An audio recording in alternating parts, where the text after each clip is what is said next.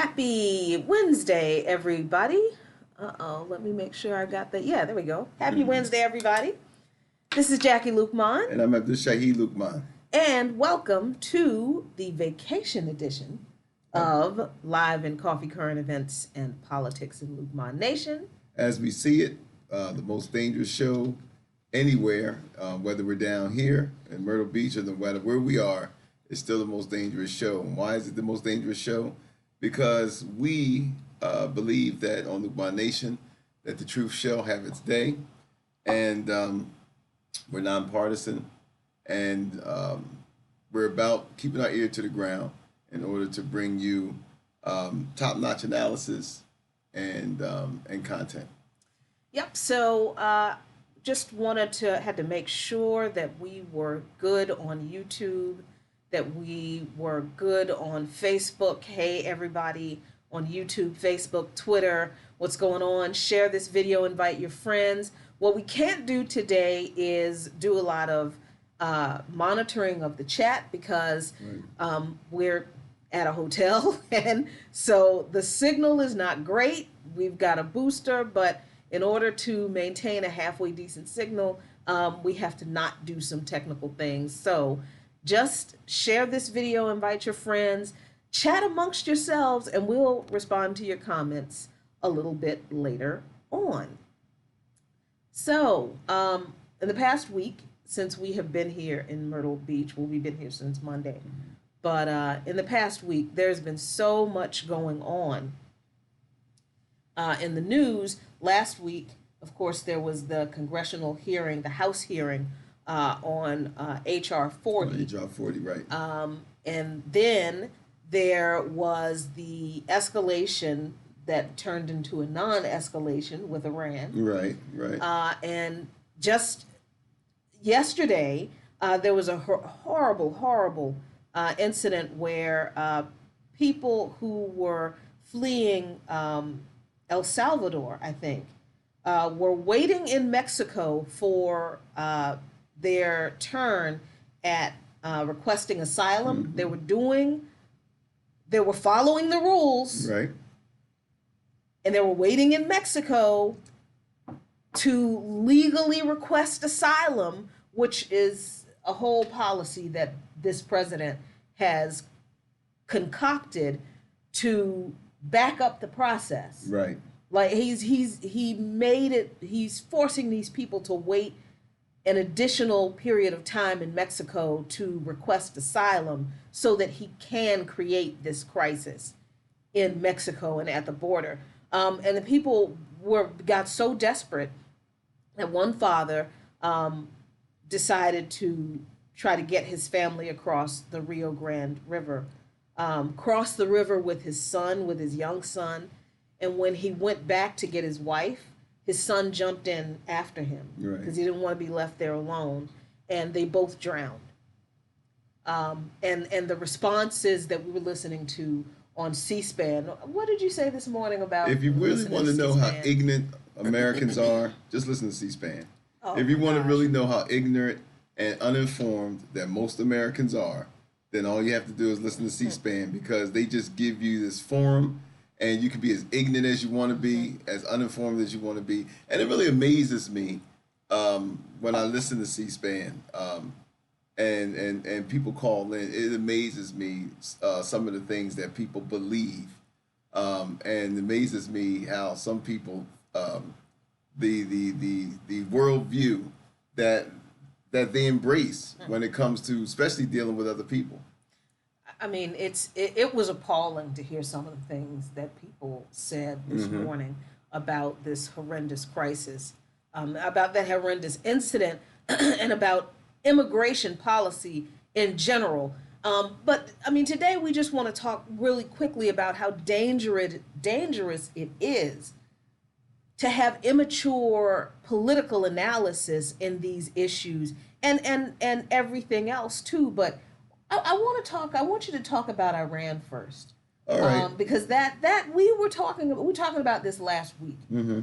And then we came on vacation and then things happened and we really hadn't had a chance to really talk about it. So review that conversation that we had last week about Iran. All right. Well, we all know that there was a major escalation between the nation of Iran and the United States, which resulted in the Iranian military shooting down an American drone.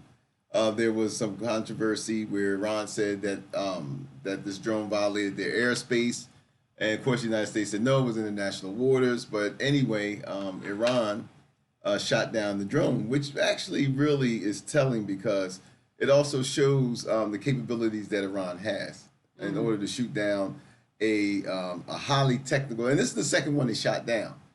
They shot down an American drone a few years ago, and so this is the second time.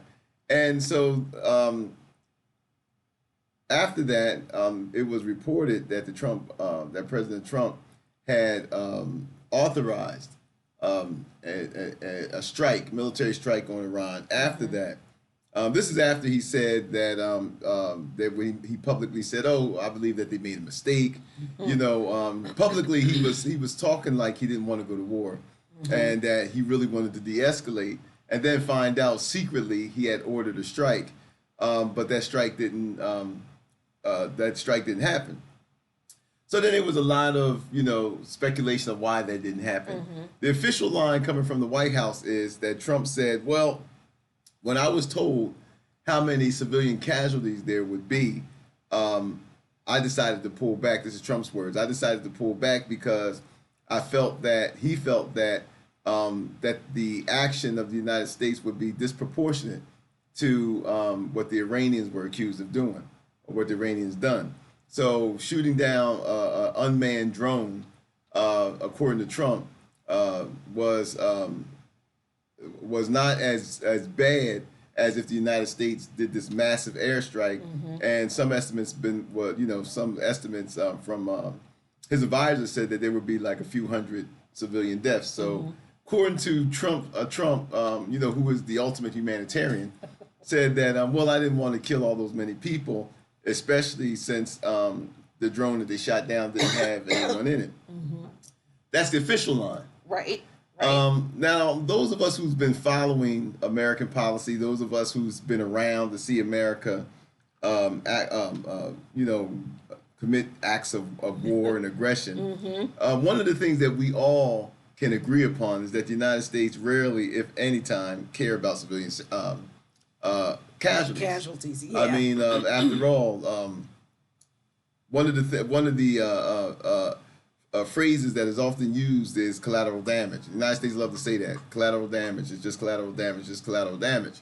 So, and we've seen that a lot with the Iraq conflict and other conflicts where, anytime civilians, and in Afghanistan, anytime civilians are disproportionately killed by U.S. military action, it's always dismissed as, oh, well, just go collateral damage. We didn't mean to kill all those people, but, right. that's just, cost of doing business when we use this disproportionate amount of force in order to achieve whatever objectives they're trying to achieve. Now, that's the official line. Again, those of us who's been following these things, and I said from the beginning that I felt that, first of all, that the official line coming from the White House that Trump was worried about civilian casualties was, first of all, not, to me, disingenuous, because I felt that there were other issues at play, and other issues at play I felt was going back to what we've witnessed within the past year or so, and especially after the U.S. Action in Libya. So what happened in Libya? After Obama and so-called NATO removed Muammar Gaddafi from power, destabilized Libya with their so-called regime change. This kind of changed the game globally. And what I mean by change the game globally, there was this concerted effort on the part of Russia and China and other nations to basically put a check on the rogue actions of the United States. And I call it rogue because anytime that you ignore international law, anytime that you ignore treaties, as they doing with Iran, everybody knows, every nation all agree. outside of the United States that Iran has not violated their agreement with the nuclear trade deal. Right. Russia, Europe, everyone, even America's closest allies, all admit that Iran has not violated this nuclear agreement. Right. So the fact that the United States is still beating the war drums, are still putting crippling sanctions on Iran, which is criminal in itself, which is against international law. So anytime you have a nation that acts in that way, this country, if this was another nation acting in this manner, the media and the politicians and the White House will all refer to that nation as a rogue nation. Right. So the United States is acting on the international stage as being a rogue nation. So what has happened is that has really set up, that really set the stage for nations like Russia and China and others to kind of come together to basically put a check on this on the rogue actions of the United States. We've seen that after Libya, when the United States and this started with Obama, when Obama had basically demanded that Bashar Assad leave and has to go. Right. Well, Russia said no. Russia increased its increased its presence, its military presence in Syria, and that basically stopped the United States from basically doing what they did in Libya, which they had intended to do in Syria, what they did in Libya. But for the fact that Russia increased its military presence, right, and drew their own red line, that basically kept the United States from doing what it did in Libya. The United States now, after Obama left, and we've seen that. Well, first of all, let's go back. The Russian military presence in Syria has solidified Bashar Assad's position, to the fact now that Bashar Assad has basically defeated his enemies with Russian military help. The United States has basically been reduced to just being kids that just picked up their marbles and go home, because it wouldn't have made any sense to escalate a very dangerous situation militarily with Russia behind because you want Bashar Assad gone. right. So it didn't make any sense at all. So the United States basically, there came, United States, there was some reasoning, and the United States decided, well, hey, look, it's not really worth it. Obama said it's not worth it. Trump also decided that it wasn't worth it, because even with the actions of the so-called Bashar Assad using so-called chemical weapons against people, what was the action of the United States? Was just to really waste a bunch of cruise missiles and hitting some empty parking lot. Right, but because of course now it's come out, it's confirmed that those stories were false. That there were no chemical weapons attacks.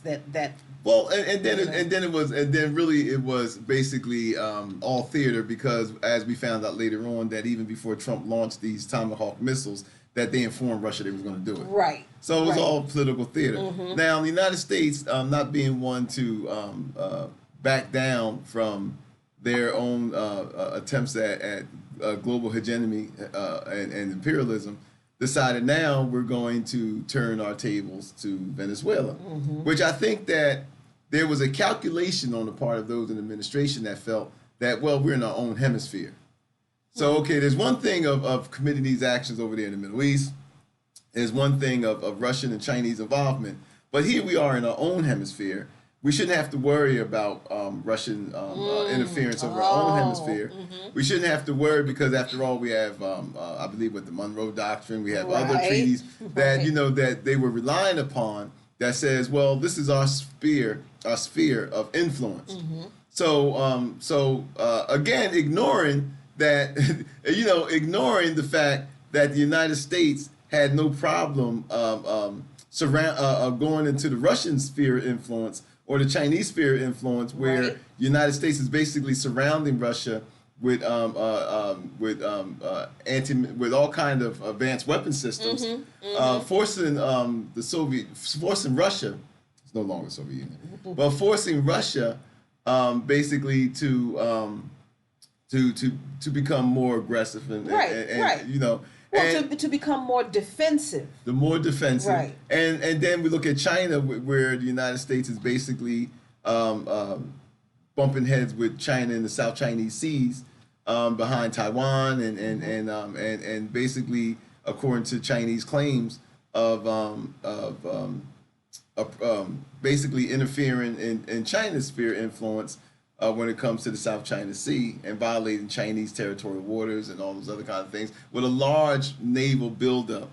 The fact that Obama had basically stoked the fires with the Chinese by offering to put Marines in Australia, by offering to give Taiwan a large weapons deal, which they all know that would stoke the Chinese, inflame the Chinese. So you have that. So Obama left. Obama, he started his fire and left. Trump is there, and you haven't seen any change in the way that the United States is dealing with China and Russia. We see that Trump has engaged in these tariff wars with China. China, which has really forced China to actually increase their military budget so much that because of the threats that they fear from the United States, increased their military budget so much that they're now the second largest military spender behind the United States. Wow. And so and that's a feat. Well, yeah, I mean, United States, the policies of the United States has not contributed anything to peace or de-escalation. There has not been any improvement in the relationship between these powerful countries, and the same way with Russia, and we see that when the United States thought that they could get away with regime change in Venezuela, we saw that the Russians, probably to the surprise of the United States, and I really believe it was the surprise of the United States, that didn't think that the Russians not only wouldn't interfere in Venezuela, but probably felt that they didn't have the capability to do. And so what happened was we seen that Russia landed troops, advisors, but a military presence on the ground in Venezuela. And not only did they do that, they did the same thing in Venezuela that they did in Syria. And what that was is to offer these governments its most advanced surface-to-air missile system, which is the S-300. Why is that significant? Because everyone knows that the United States, in spite of how powerful the military is, the United States is very, very reluctant to send ground troops. The United States has always been a country that relied heavily on air power. Yeah.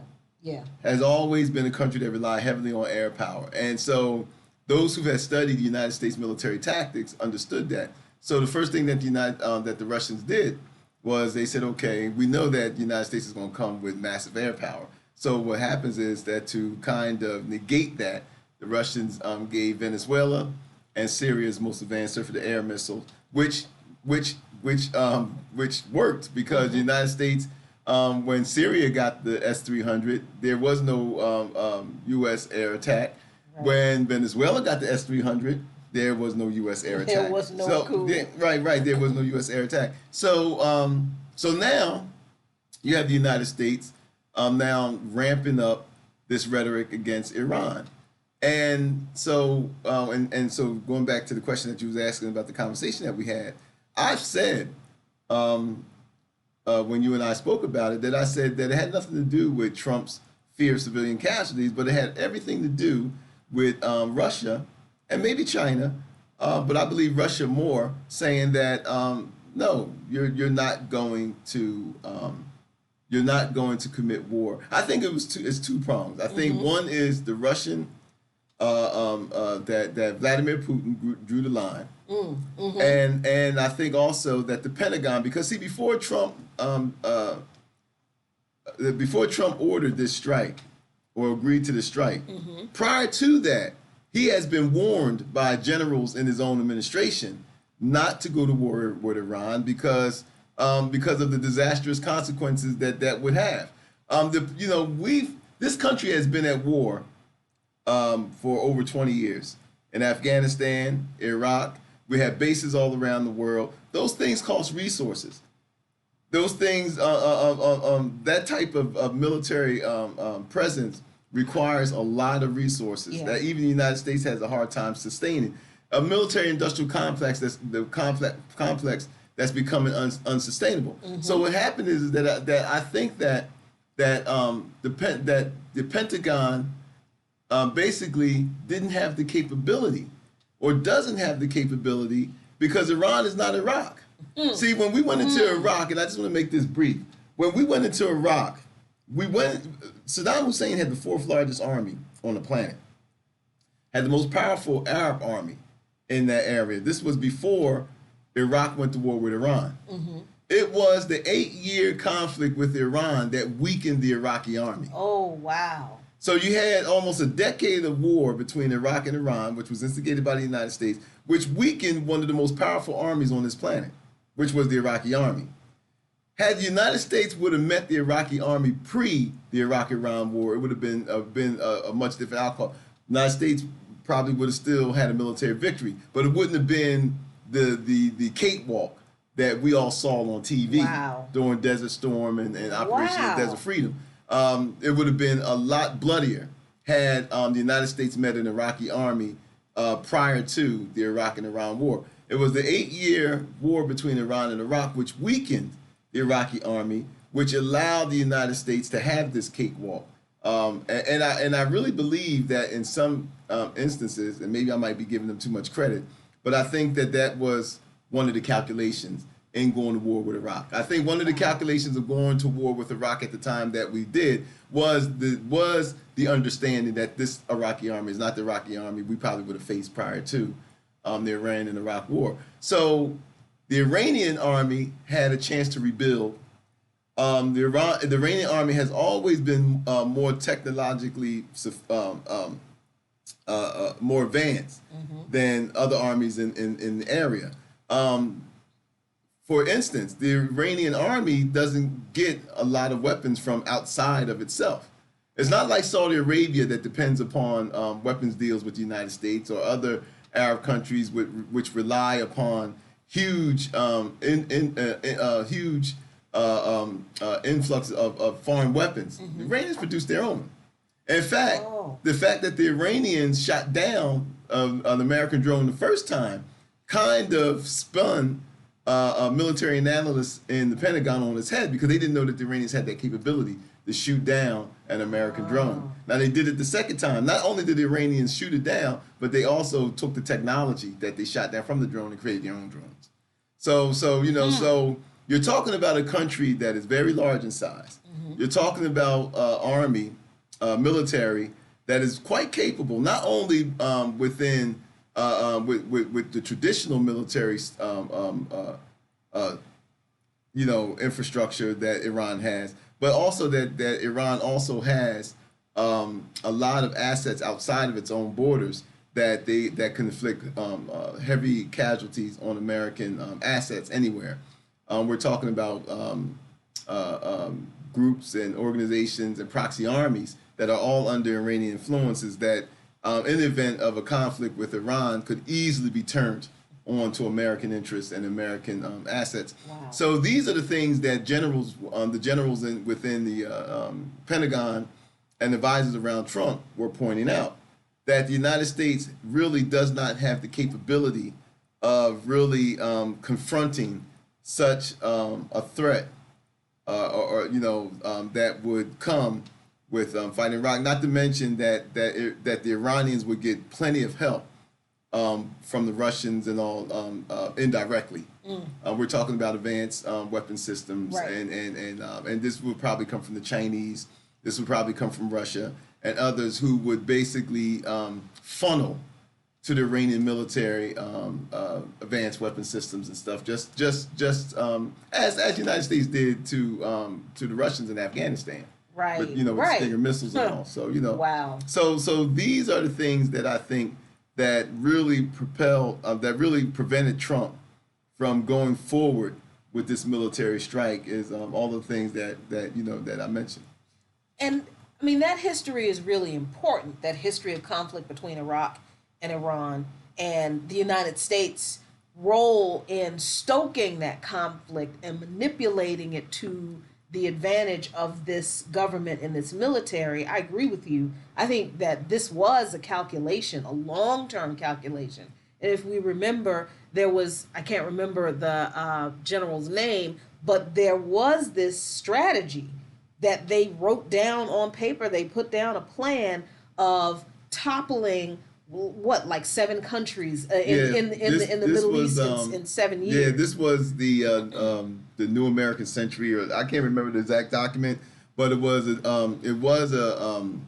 a plan that was put forward by the neocons, Paul Wolfowitz and others. Right. That something for a New American Century. I can't, but you're right. This was this plan for American superiority in that world by so-called toppling what they considered the 7 most dangerous governments in order to promote American influence and domination, and basically to secure resources. Because in the end, that's what this is all about.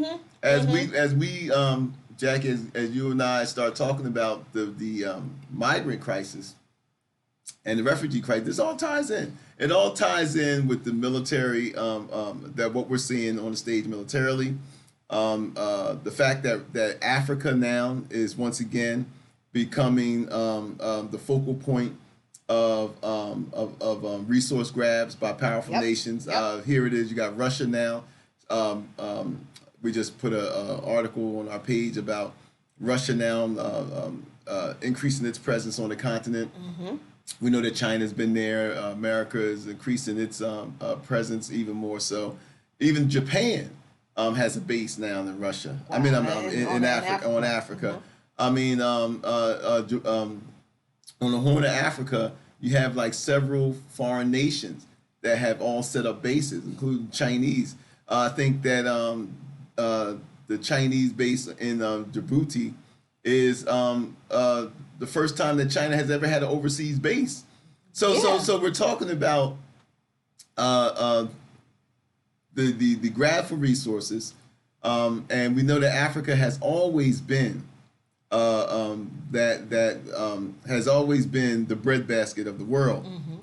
It still continues to be that, and so this ties in with this mass migrant crisis that we see not just happening here, but all over the world. Because one of the things that hasn't been mentioned by the American media is the large amount of Africans, especially from the Congo, that have migrated to the United States.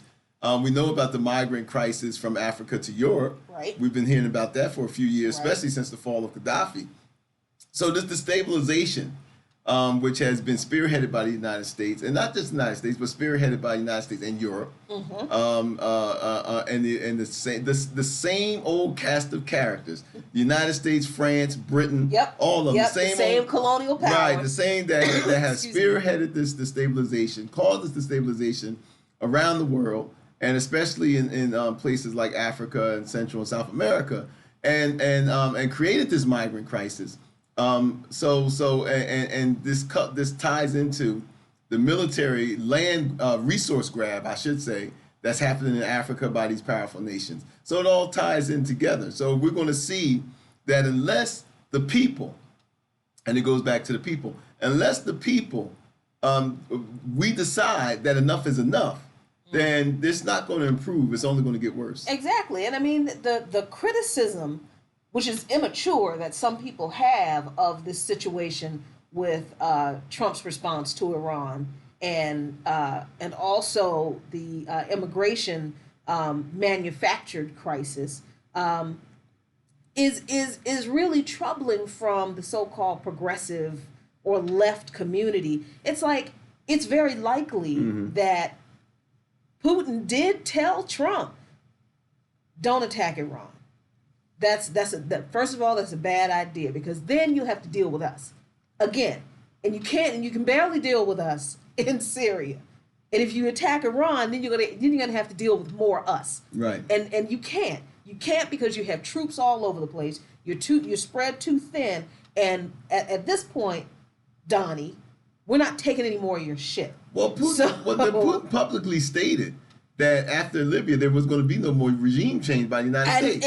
And it is a sad indictment on the intellectual capacity of Americans to understand the importance of American foreign policy in the world when we don't get that it is U.S. foreign policy that's created this migration crisis around the world, from Libya to from Libya, from Syria, from El Salvador, from Guatemala, from Honduras, from all the countries in Latin, and everywhere the United States has implemented a policy of either economic manipulation or outright regime change and coups from in Venezuela. Right. Everywhere the United States has done that, people are fleeing their countries because of the instability that United States foreign policy has created. And every other country in the world that is having to deal with this influx of refugees. They're not just migrants. They're not just like, I don't want to live here anymore, so I'm leaving. They're refugees from conflict, war, and imperial aggression. Mm-hmm. That's what they are. All these other countries now are turning their focus into defensive postures against the country that's responsible, and it's the United States and our allies. Trump, I'm sorry, not Trump. Forgive me. That was a mistake. Putin realizes that. Putin, and we're not saying that he's a nice guy, but what we're just saying is that it's a sad state of affairs in the history of the American population understanding its own damn government, when our so-called enemy, Vladimir Putin, understands better about how to end, to not make this global chaos worse in regard to this migration refugee crisis than we do. Because you got people on the so-called left talking about, oh, Trump is a puppet of Putin. Putin called Trump and told Trump what to do, and Trump just fought. You don't want the United States to attack or invade Iran. Right. Nobody wants that. And for Putin to get that, but for Americans who are we're supposed to be the resistance against Trump, we don't get that.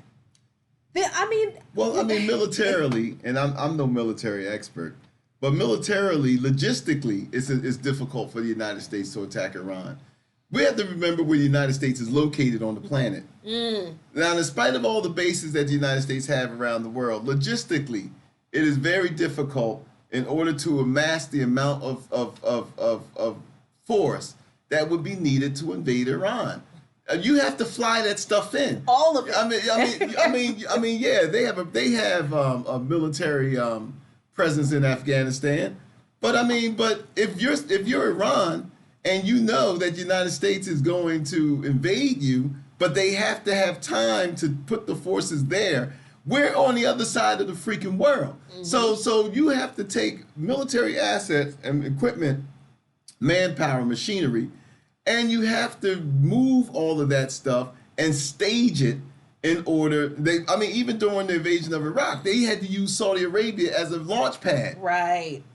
So logistically, it's impossible. And number two, you cannot fight a war unless your people are behind it. The American people, I'm not talking about the crazies that will back any kind of war that the United States wanted to engage itself in. But for the most part, every poll shows that Americans are not behind any military action against Iran. Right. So what do you do with a population